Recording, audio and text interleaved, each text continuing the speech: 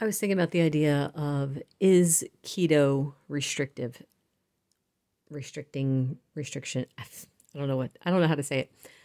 And I'm saying keto, even though what I'm doing technically is not considered keto.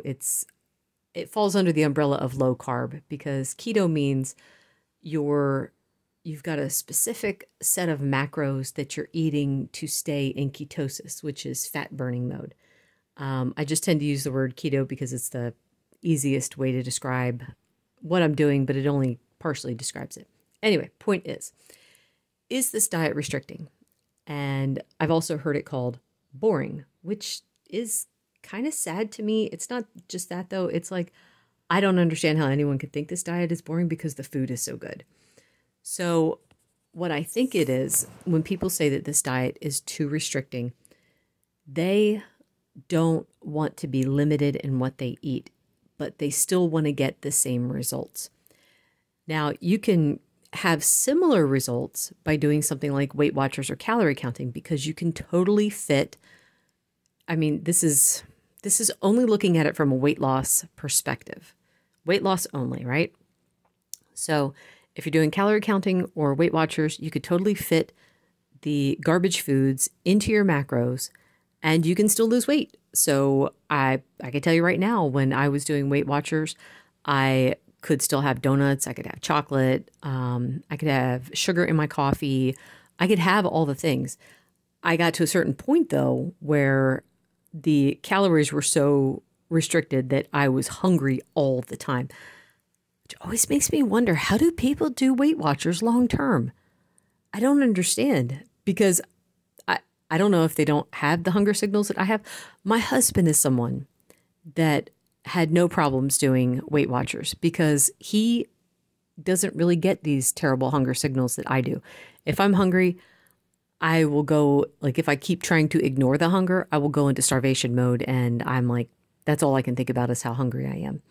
I don't really get that as often since I started this diet, really only in the morning. But back to the idea of keto being a restricting diet. It's kind of funny. I'm sitting here. You guys can't see me, but I talk with my hands. And even though no one can see me, I'm still waving my hands around. I think I would probably not be able to talk if my hands were tied down. Anyway, so I think keto is only restricted to people who are trying to do it for weight loss. It's not restrictive to anyone who's doing it for their health, because poor health is more restricting than having to leave behind certain foods. That's how I see it. I had a harder time living my life before I started doing keto because my health was limiting me. I didn't feel good often. I was tired. I had all kinds of issues going on. And it's like, once I started keto and started seeing those issues resolved, I'm like, hokey smokes, this is great. I don't care that I have to leave behind bread. I don't care that I have to leave behind Oreos. I was fine with it because I felt so much better. So for someone who's doing it just for weight loss, I can see why you'd see it as restricting and boring.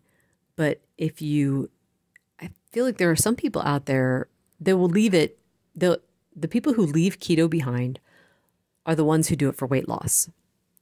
And it's kind of sad to me. I've seen it happen a few times. When someone starts doing it for health, they tend to stick with it a whole lot better. One of the channels I follow, they started it for weight loss, but then noticed how much better they felt. And that's what keeps them on it. So it's like you can flip that switch. But as long as you're chasing an idea of, well, I need to get to this weight and then I'm done, which I know I had that mentality too, it's going to be a lot harder to stay with it because all you're going to focus on is the restriction. I heard this guy the other day who was talking about, now, of course, not my idea. This was his. I thought it was very, very good though. He said, don't focus on the obstacles.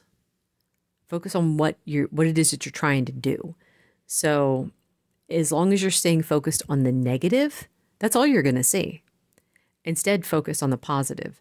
Like I just ate my breakfast, steak, eggs, and butter. Oh my goodness, it's so tasty. As I'm eating it, I'm not thinking, ugh, I wish I could have a piece of toast to go along with this. It was funny, a couple months ago at the club, this guy was asking me if I missed certain foods. And I said, well, let me say this. I said, if you went out to breakfast and you've got a pile of bacon and eggs in front of you and you start eating it, are you thinking, oh man, I wish this was pancakes? And he's like, no. I'm like, exactly. This kind of food is so satisfying and it tastes so good that I'm not sitting there thinking about what I'm being restricted with. So as long as you focus on the negative, that's all you're going to think about. You are going to miss those foods. But if you think instead, man, this is good. And I'm not saying lie to yourself. If it's not good, it's not good. But I know for myself, the food I make is good. And I focus on that. I'm like, this is delicious. There's nothing I need to add to it, except for maybe a couple more dashes of salt. Who knows? But there's no carb that I need to add to it that will make it taste better. And I actually discovered that a couple weeks ago. I used my keto biscuit because I used to love breakfast sandwiches. So I'm like, oh, you know what? I will make a breakfast sandwich using my keto biscuit. And I did bacon, eggs, cheese, and I put it on a biscuit. And as I'm eating it, I'm like, okay, separately, these two things are good.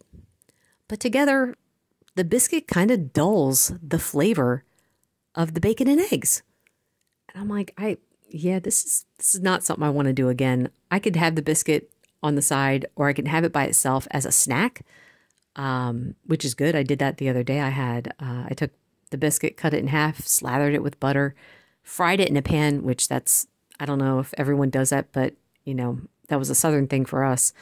And then I put some cream cheese on top and it was fantastic. But I noticed the carbs, they decrease the flavor now. If I try to have a carb replacement, it decreases the flavor of what I'm eating. So I definitely don't need it. But anyway, that is it for now. Thank you so much for listening. Bye.